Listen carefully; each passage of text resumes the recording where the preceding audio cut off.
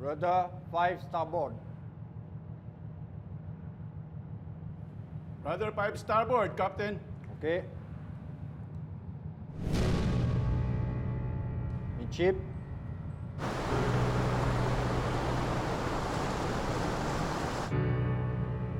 Rudder midship, Captain. Okay. Manuel, is everything okay? Yes, yes, Manuel, are you okay? yes. Manuel, Manuel, are you okay?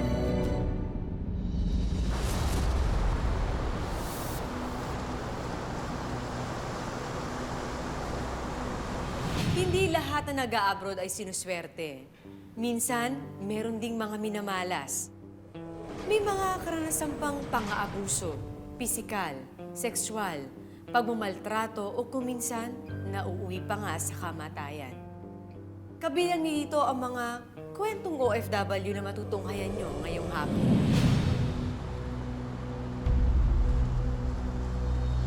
I apologize for what happened, Captain. It's okay, don't worry, Emmanuel. It happened. I'm okay now. I can go to work now, Captain. Look, I talked to the head doctor. You had a mild heart attack. The next one could be fatal. Captain, it's just a headache. Maybe because of dehydration. You have to disembark and go back to the Philippines. How about my family, Captain? How about my job? Look, Emmanuel, go back to your family, recuperate, and we'll see if you can come back. Okay?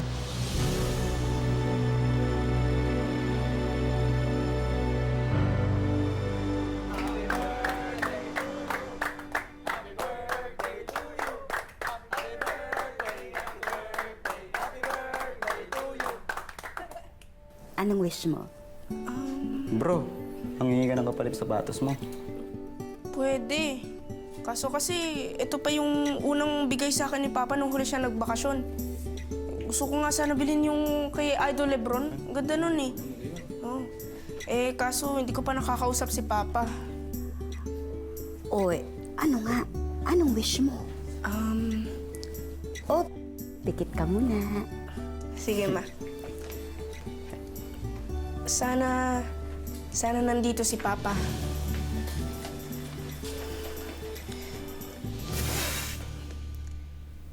Happy birthday, Miguel. Pa! Pa!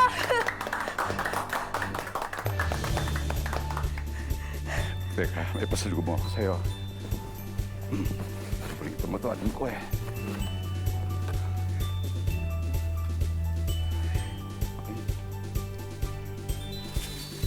Wow, ang ganda. Like it? Oh, ba't parang malungkot ka pa rin? Hindi pa. Masaya nga po ako eh. Salamat po sa sapatos, ha. Kaya lang pa, pwede bang dito ka na lang? Huwag mo na kaming iwan ni Nanay. Kahit ibonus mo na lang to sa aking sapatos. Sige anak, hindi ko na kayo iwan ng mama mo. Paano yung trabaho niyo po sa barko, pa? Naisip ko kasi marami naman trabaho rito, pareho naman ng sahod eh. Ang mahalaga, magkakasama tayo ng mama mo, di ba? Para masaya ka. Masaya si mami mo. Salamat, pa!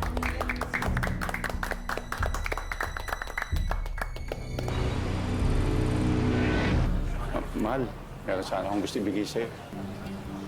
Ito.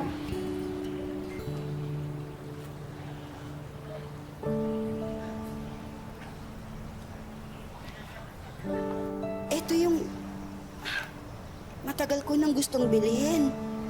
Yung sa magazine. Inunahan na kita kasi alam mo naman, mahal kita eh. Mahal ko. Huwag mo ito iwawala. Ingatan mo ito, ha? Salamat, mahal.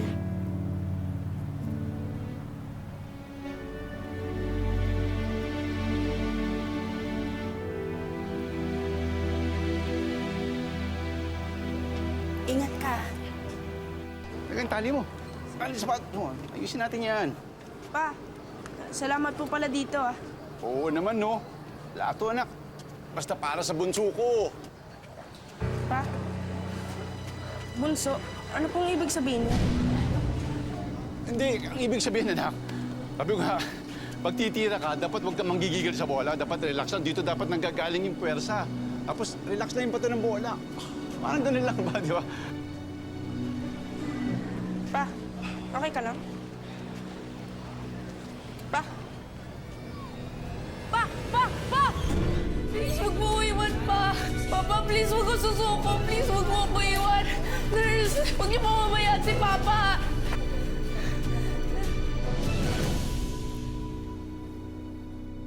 Ma? Anak, asan na kayo ng papa mo?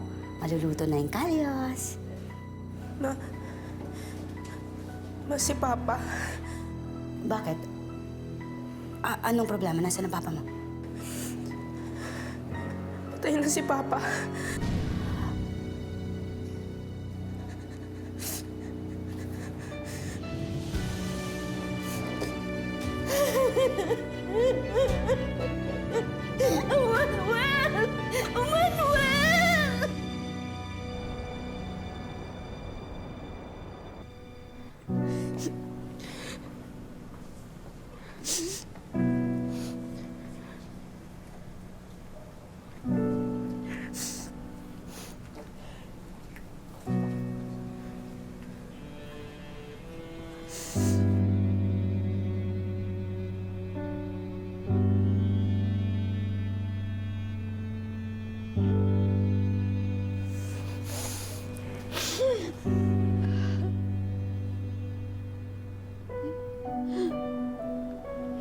Manuel! Manuel!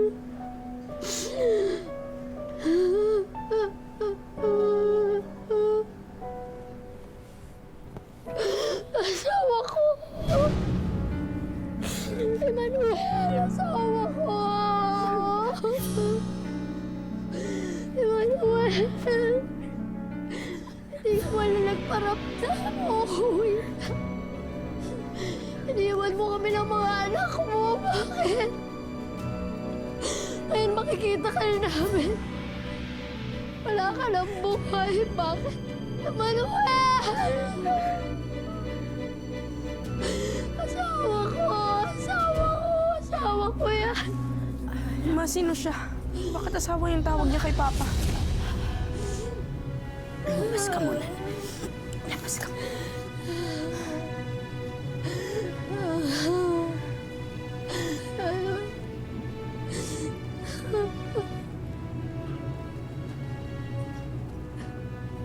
Dito talaga?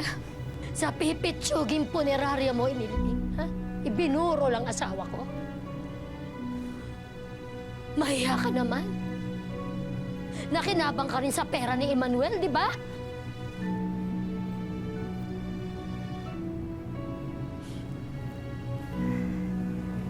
Kung nandito ka para mang-insulto, umalis ka. Alis. Nandito ako para kunin ang katawan ng asawa ko. Narinig ba yan? Kukunin ko ang katawan ng asawa ko. Babawiin ko na siya sa'yo. Anong asawa? Matagal ka nang iniwan. Huwag kang ma-skandalo rito. Bakit? Ano akala mo? Ang isang lalaking may asawa, pero walang annulment. Kapag umalis ng bahay, ang tawag doon, gusto lang magmuni-muni. Kapag ang lalaking may asawa, nagising sa kama ng ibang babae, ang tawag doon, gusto lang niyang tumikim ng ibang putahe. Yun lang yun! Narinig mo? Ha? Kaya huwag kayo ilusyonada. Hindi ibig sabihin nun, panalo ka na. Dahil hindi, kasi kabit ka lang, kabit ka! Kabit ka, kabit ka lang! Kabit ka lang! Kabit ka lang! Naiintindihan mo, kabit ka lang! Ako ang legal na asawa! Talaga?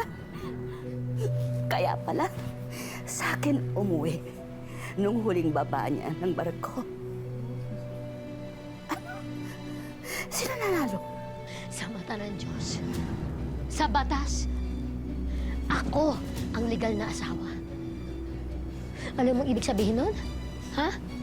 Ang legal na asawa, kahit anong gawin niya sa katawan ng asawa niya, buhay man o patay, wala kang pakialam. Dahil ako ang asawa. Anong ibig mong sabihin? Halika na kayo dito. Bilisan niyo! Kukunin na nila ang bagay na asawa ko kasi ako yung may karapatan. Kaya isakay niyo na yan. Isakay niyo na yan sa karo. Kasi ako ang asawa. Sa akin dapat ang asawa ko. Dapat nasa amin ang asawa ko. Dapat sa amin nakapuro ng asawa ko. Tara na. Tara na.